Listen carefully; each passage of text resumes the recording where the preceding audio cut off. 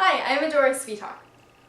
To paint a picture of the girls' state of the union, let's do something admittedly a little stereotypical for 14-year-old girls like me.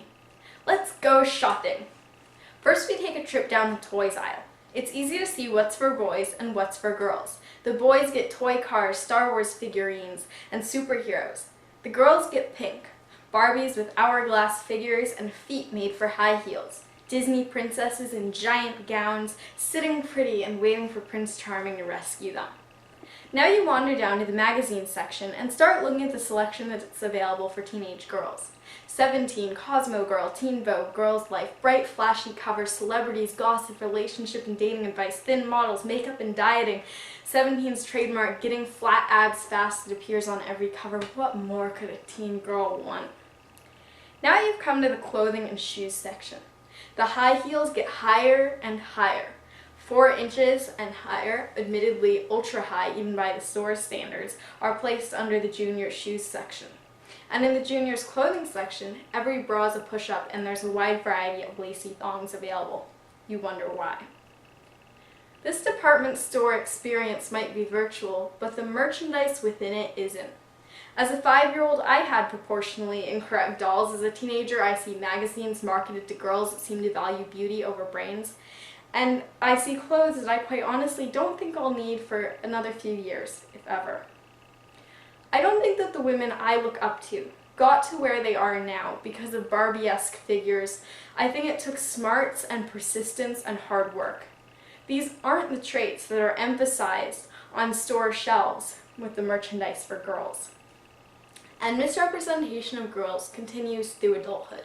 On TV, we see the exploits of the Real Housewives of insert city here, stereotypical catfighting, and on Jersey Shore, the drunken adventures of Nicole Polizzi, aka Snooki. Is it right that Snooki, who I hope will never be an influence in government decisions, has more name recognition than Valerie Jarrett, the president's senior advisor? And the BBC recently released a list of the top 12 female faces of 2011.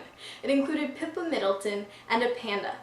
Are we seriously in such a dire lack of amazing female role models that we would have to resort to a Princess by Marriage's sister and our animal friends?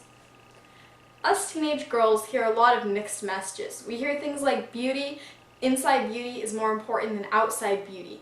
Love who you are, be yourself. And then we hear things like Representative Jim Sensenbrenner disparaging Michelle Obama's Let's Move campaign by saying, quote, she lectures us on eating right while she has a large posterior herself, end quote. Is this an appropriate comment toward anyone, man or woman, Democrat or Republican? Hillary Clinton once said, if I want to knock a story off the front page, I just change my hairstyle. Michelle Obama's outfits are news items. Is this how you would want to be evaluated all the time? By your outward appearance, step out your door, and everything you wear, how you look, whether you're wearing makeup or not, is scrutinized? It doesn't have to be this way. There are a lot of solutions out there for this very complex problem, but I think that one of the most important, and something we can do right away, is we can stop being scared of feminism. We need to make it cool to say, I'm a feminist.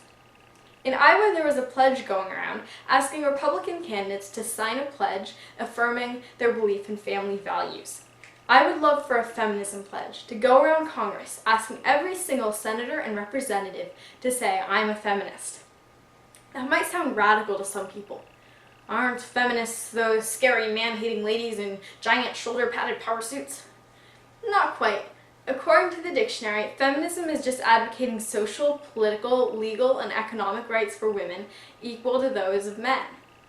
I think everyone, man or woman, power suit or not, should be able to agree with that statement. If our government leaders take this step of affirming the importance of feminism, it could have a huge impact. But the people who will ultimately be able to make the most change, the people who should speak up the most, the people who will carry the feminist movement onward, are today's young people, me and my peers. We need to make sure that today's boys and girls know as much about the lives of Susan B. Anthony, Eleanor Roosevelt, and Gloria Steinem as they do about Pippa Middleton or Kim Kardashian or LeBron James. That's the vision of our Girls' State of the Union that I, as a 14-year-old girl, hope to see. Let me put it another way. Let's go back to our virtual department store. Only this time there are some new toys on the shelves. Realistically proportioned, ethnically diverse girl superheroes with awesomely fierce expressions that put Barbie's simper to shame. There are magazines for teens that have extensive literary features and interviews with important political figures, stuff that actually requires basic reading ability. There are clothes that don't sell on the basis of less is more, but actually give you what makes you comfortable. Us teen girls should know from reading enough issues of 17 how to make something look good. But instead of foundation and lipstick on my skin, let's use feminism to give society a makeover.